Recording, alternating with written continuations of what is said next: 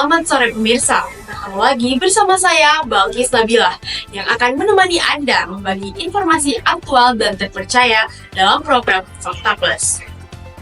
Hari Buruh Internasional diperingati 1 Mei 2025 dilaksanakan di Monumen Nasional Jakarta. Ribuan buruh hadir dari berbagai daerah untuk menyampaikan aspirasi dan kesejahteraan perlindungan tenaga kerja. Masa mulai berdatangan sejak pagi, membawa spanduk tuntutan dan mengenakan atribut serikat pekerja. Aksi dipusatkan di sekitar Patung Kuda dan Silang Monas. Suasana berlangsung tertib dengan pengamanan dari aparat gabungan. Para buruh menyuarakan 6 tuntutan utama, antara lain penghapusan sistem outsourcing, pencabutan Omnibus Law, serta pengesahan RUU Perlindungan Pekerja Rumah Tangga. Spanduk dan orasi memenuhi suasana Monas yang semarak. Bekerja sekeras-kerasnya untuk menghilangkan kemiskinan dari bumi Indonesia.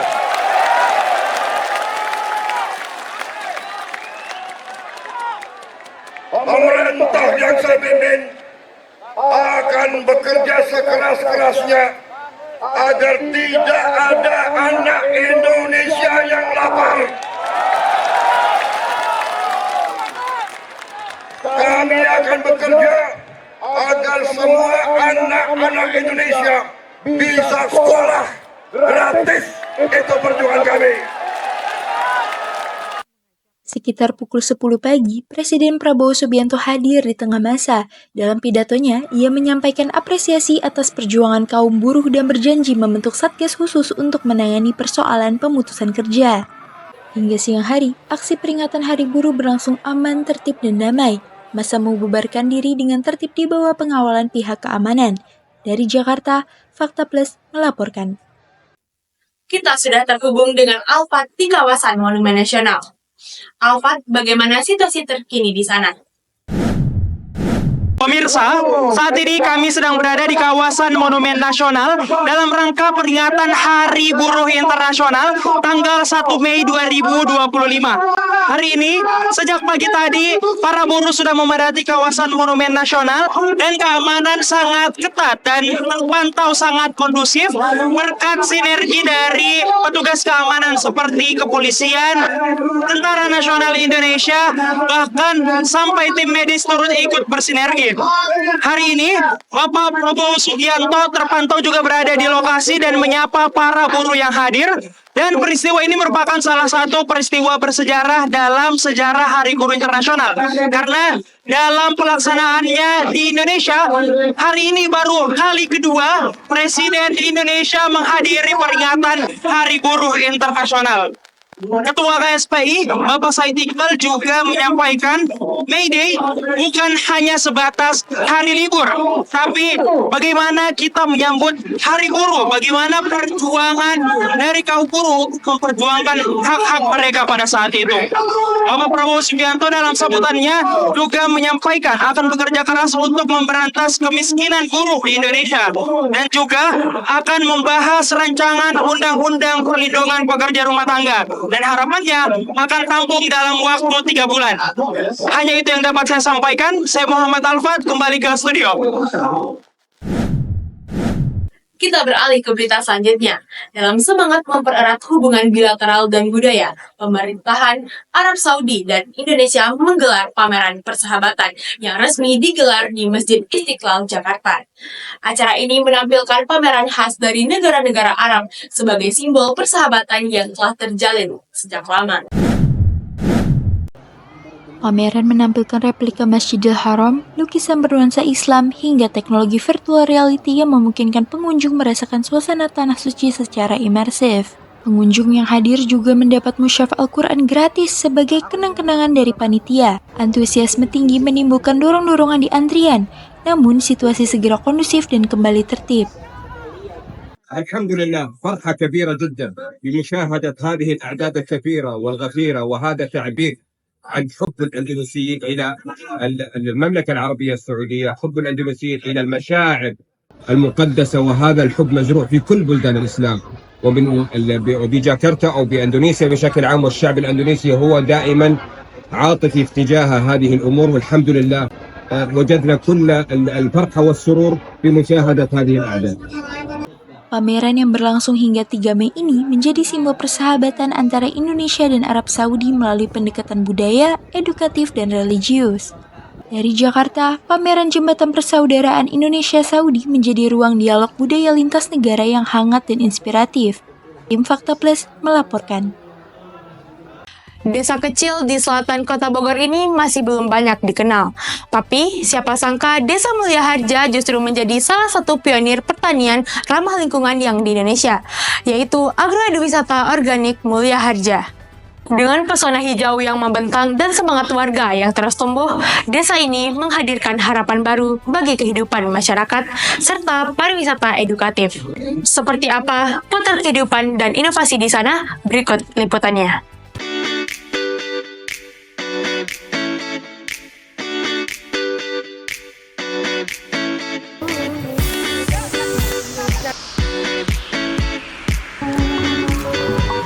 Wah, enak banget. Kota Bogor menempati posisi penting sebagai salah satu penghasil beras terbanyak di Jawa Barat. Dari luas wilayahnya, sekitar 60% adalah kawasan pertanian. Salah satu penyumbang besarnya adalah Desa Mulia Harja, sebuah kelurahan di Kecamatan Bogor Selatan yang masih mempertahankan tradisi bertani secara organik. Selamat datang di kawasan Agroeduwisata Organik Mulia Harja. Dengan luas lahan pertanian mencapai 52 hektar, Mulia Harja menempati posisi kedua sebagai penghasil beras organik terbesar di Kota Bogor. Bukan hanya memasok kebutuhan pangan, desa ini juga membangun sebuah destinasi wisata edukatif bernama Agroeduwisata Organik Mulia Harja, yang resmi dibuka sejak 2014.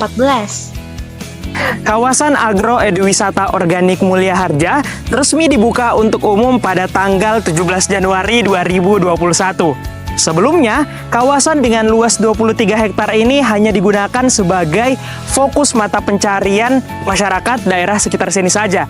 Namun sekarang, sudah banyak wisatawan yang berkunjung untuk melihat langsung keindahan desa wisata Mulia Harja. Agroeduwisata ini menggabungkan keindahan lanskap alam, nilai edukasi, serta pengalaman kuliner dalam satu kawasan. Disinilah tim Fakta Plus mencoba menyusuri langsung kehidupan petani dari proses bertani hingga menikmati hasil panennya. Nah teman-teman, sekarang aku udah siap banget nih buat nanam padi di Desa Mulia Harja. Nah langsung aja ya kita turun ke sawahnya. Kami awali perjalanan dengan ikut menanam padi muda. Aktivitas ini dilakukan pagi hari, saat embun belum sepenuhnya hilang dari batang-batang padi. Halo teman-teman Fakta Plus, hari ini saya sedang berada di Desa Mulia Harja dan akan mencoba menanam padi langsung di sini. Tapi saya nggak sendirian karena langsung ditemenin sama Pak Wawan. Betul, nah gimana nih Pak Wawan kita menanamnya hari ini? Untuk cara nanamnya ini dipegang sampai gini. Oke. Nih, Sampai dalam ya? Iya, jangan terlalu dalam aja. Terus kita ambil lagi 3 pohon padi. 3 pohon padi. Jaraknya segini ya. Oke. Nah, Kurang lebih jaraknya 1 jengkal gitu ya Pak? itu dia tuh. Oke, mau tanya juga dong Pak. Ini sebelum ditanam, ini persiapan sawahnya itu dikasih pupuk atau apa? Kayaknya langsung dibajak ini. Langsung dibajak ya? Bagian dikasih pupuk. Nanti untuk kasih pupuk nanti mungkin kalau udah di ini baru dikasih pupuk. Oh, kemudian untuk pertumbuhan padinya ini nanti berapa lama Bapak? Sekitar 3 bulan 10 hari. 3 bulan 10 hari untuk panennya ya. Oke. Kalau 3 kali. 1 tahun 3 kali. Jadi ada. Nah sekarang kita mulai tanam lagi. Oke, boleh. Siap. Ya. Teman-teman tahu nggak sih, padi itu adalah tanaman yang cukup tangguh loh. Ia bisa tumbuh di berbagai kondisi tanah, mulai dari sawah yang tergenang air hingga lahan yang kering, tergantung varietasnya. Di Indonesia sendiri, ada lebih dari 8.000 jenis varietas padi yang sudah tercatat. Nah, ternyata menanam padi di tengah kota sangat memungkinkan untuk dilaksanakan, apalagi di Desa Mulia Harja. Di sini kita bisa langsung merasakan pengalaman menanam padi yang nantinya akan diolah kemudian kita akan konsumsi sehari-hari menjadi nasi. Menariknya lagi, Satu batang padi bisa menghasilkan hingga 100 butir gabah. Artinya, dari satu genggam benih bisa jadi berkarung-karung beras saat dipanen. Tidak heran kalau padi disebut sebagai sumber kehidupan. Teman-teman, sekarang kita akan melakukan penggebotan. Penggebotan sendiri berarti memisahkan gabah dengan tangkai padi yang sudah dipanen. Langsung aja kita coba yuk. Tak lengkap rasanya bertani tanpa mencicipi hasilnya. Kami disuguhi nasi liwet hangat yang dimasak dari beras lokal Mulia Harja, ditemani ikan bakar, lalapan segar, tahu dan tempe goreng, serta sambal terasi yang harum. Nah, sekarang aku mau cobain makanan yang aku pesen. Kalau aku pesen yang nasi liwet, yuk langsung kita cobain.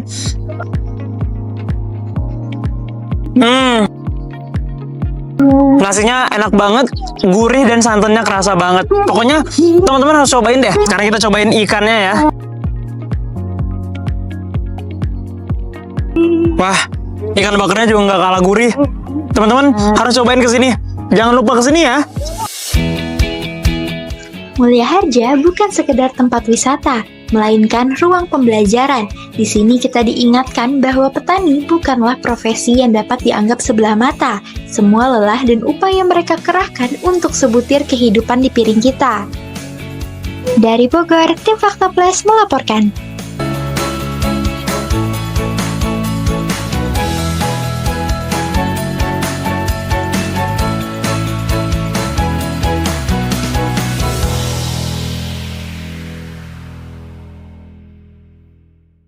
Festival Budaya Nusantara ke-16 kembali digelar di alun-alun Kota Bogor pada tanggal 18 Mei 2025. Kegiatan tahunan ini diadakan oleh mahasiswa semester 2 jurusan Komunikasi Digital dan Media Sekolah Vokasi IPB University. Dengan tema Muda Berbudaya Harmoni Nusantara, festival ini berhasil menampilkan 22 kebudayaan yang ada di Indonesia. Seperti apa keseruannya? Berikut liputannya.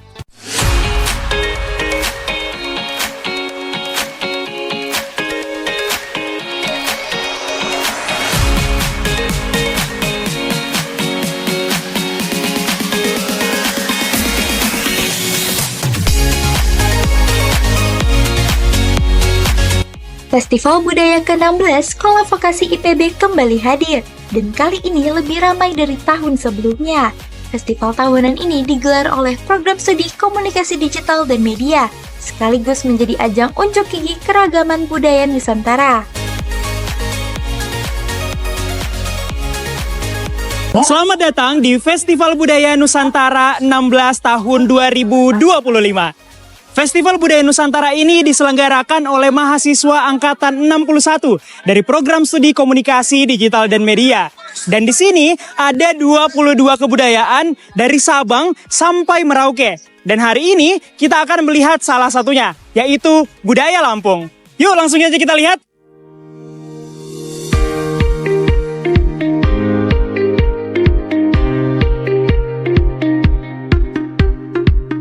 Tapi, dari sekian banyak booth budaya, ada satu nih yang menarik perhatian tim Fakta Plus, yakni booth Provinsi Lampung. Lokasinya strategis, suasananya semarak, dan dekorasinya menarik banget. Sekarang aku udah ada di stand kebudayaan Lampung nih teman-teman. Dan karena hari ini Bogor tuh cuacanya panas banget, teman-teman dari kebudayaan Lampung pinjemin aku payung yang gede banget. Yuk langsung kita lihat standnya.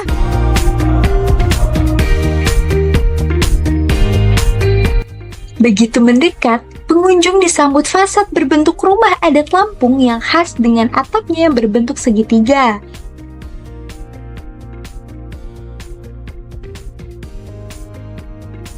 Nah sekarang aku mau cobain kue khas Lampung, namanya kue engkak ketan. Tapi di sini aku nggak sendirian karena aku ditemenin langsung sama yang namanya Rizda dan akan dijelasin sedikit tentang engkak Lampung. Boleh.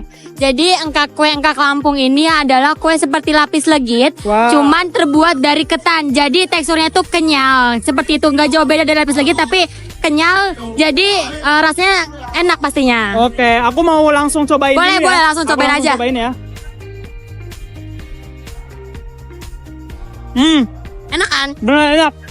Rasanya bener-bener kayak lapis legit. Betul. Tapi Kenyal. kenyal. Ya, betul. Betul, enak Ya. banget. Ya. Teman-teman harus ke standnya Lampung dan langsung cobain ya. Warna emas yang mendominasi melambangkan kejayaan masyarakat Lampung, sementara warna merah yang juga kelihatan menyala mewakili keberanian dan kekuatan. Nuansa mewah langsung terasa begitu kaki melangkah masuk. Di Lampung ini ada dua suku adat. Yang pertama itu ada suku Pepadun dan suku Saibatin. Suku Pepadun ini suku pegunungan dan suku Saibatin ini suku pesisir.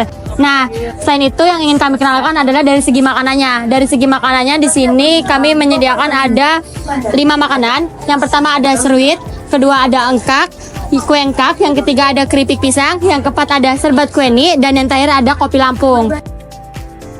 Baju adat Lampung dikenal megah dan penuh makna. Umumnya terdiri dari kain tapis yang disulam dengan benang emas, dipadukan dengan warna merah dan emas yang mencolok.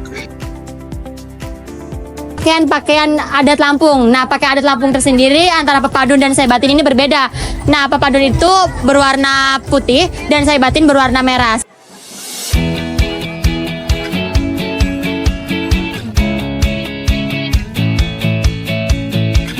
Festival budaya ini bukan cuma ajang seru-seruan, tapi juga jadi momen penting untuk memperkenalkan budaya ke generasi muda. Lewat visual, makanan, dan pengalaman langsung, pengunjung bisa belajar banyak tentang budaya Indonesia tanpa harus keliling Nusantara. Acara Festival Budaya Nusantara ke-16 tahun 2025 menjadi bukti nyata bahwa masyarakat Indonesia, khususnya generasi muda, dapat melestarikan kebudayaan kita agar tidak tergerus oleh zaman. Saya Muhammad Alfat, melaporkan dari alun-alun Kota Bogor, kembali ke studio.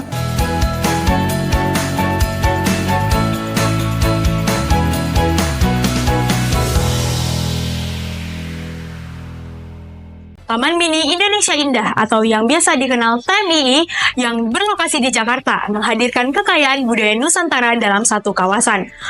Museum Indonesia dengan arsitektur khas Bali menampilkan koleksi seni, kerajinan, dan pakaian adat tradisional dari berbagai daerah di Indonesia. Sementara itu, Anjungan Sulawesi Selatan menampilkan rumah adat. Kedua destinasi ini menawarkan pengalaman edukatif yang memperkaya pengetahuan tentang budaya Indonesia. Seperti apa keseruannya? Berikut liputannya.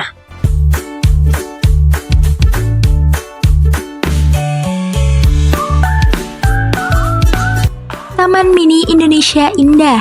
Taman Mini yang biasa disebut TMII ini adalah taman budaya yang menampilkan keberagaman budaya Indonesia. Selamat datang di Taman Mini Indonesia Indah. TMII didirikan pada tahun 1975 oleh Ibu Tien Soeharto yang pada saat itu merupakan Ibu Negara Republik Indonesia. Alasan pendiriannya karena beliau ingin membuat suatu tempat terbuka yang isinya miniatur Indonesia. Dan inilah Taman Mini Indonesia Indah. TMII menawarkan berbagai wahana menarik, mulai dari anjungan daerah, museum, taman, hingga teater. Salah satu yang paling ikonik adalah Museum Indonesia. Halo Sobat Fakta Plus, sekarang aku udah ada di destinasi pertama yang ada di Taman Mini Indonesia Indah, yaitu Museum Indonesia. Yuk, langsung aja kita masuk. Museum Indonesia sering dijuluki sebagai museum etnografi terbesar di Asia Tenggara. Bangunan 3 lantai ini tidak hanya menyimpan benda-benda budaya, tetapi juga menggambarkan filosofi dan nilai luhur masyarakat Indonesia. Halo Sobat Fakta Plus, sekarang aku udah ada di Museum Indonesia. Museum Indonesia ini pertama kali didirikan pada tahun 1980, tepat pada peringatan 5 tahun berdirinya Taman Mini Indonesia Indah. Nah, waktu masuk aku langsung disambut oleh berbagai macam benda-benda budaya unggulan dari berbagai macam daerah di Indonesia.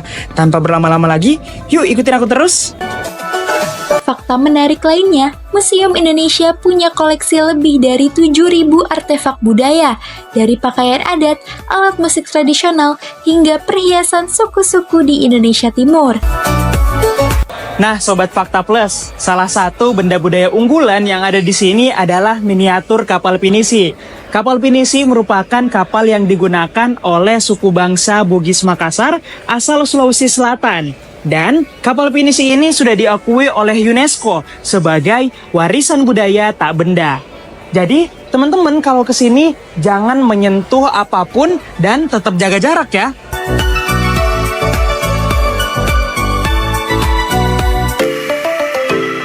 Rumah adat dari Sulawesi Selatan dikenal dengan nama Rumah Tongkonan untuk masyarakat Toraja dan Bala Lompoa atau Sauraja untuk suku Bugis dan Makassar. Nah, teman-teman, di sini selain ada museum, ada juga berbagai macam anjungan dari berbagai macam provinsi yang ada di Indonesia. Salah satunya adalah anjungan dari Provinsi Sulawesi Selatan. Di sini menampilkan beberapa rumah adat khas dari Sulawesi Selatan, yaitu Tongkonan dan juga Bala Lompoa. Setelah puas berkeliling, saatnya mencari oleh-oleh khas TMII. Di pusat oleh-oleh, Anda dapat menemukan berbagai cenderamata, mulai dari kerajinan tangan, miniatur pakaian adat, hingga makanan khas dari berbagai daerah. Mengunjungi TMII bersama keluarga atau teman saat libur adalah pilihan yang tepat. Selain rekreasi, Anda juga mendapatkan edukasi tentang keberagaman budaya Indonesia. Nah, Sobat Fakta Plus, gimana perjalanan kita hari ini di Taman Mini Indonesia Indah? Seru kan? Kalau kamu ada waktu, jangan lupa ajak keluarga atau teman-teman kamu buat jalan-jalan dan memperkaya pengetahuan tentang Indonesia di Taman Mini Indonesia Indah. Dari Taman Mini Indonesia Indah, Muhammad Alfat melaporkan. Sampai jumpa!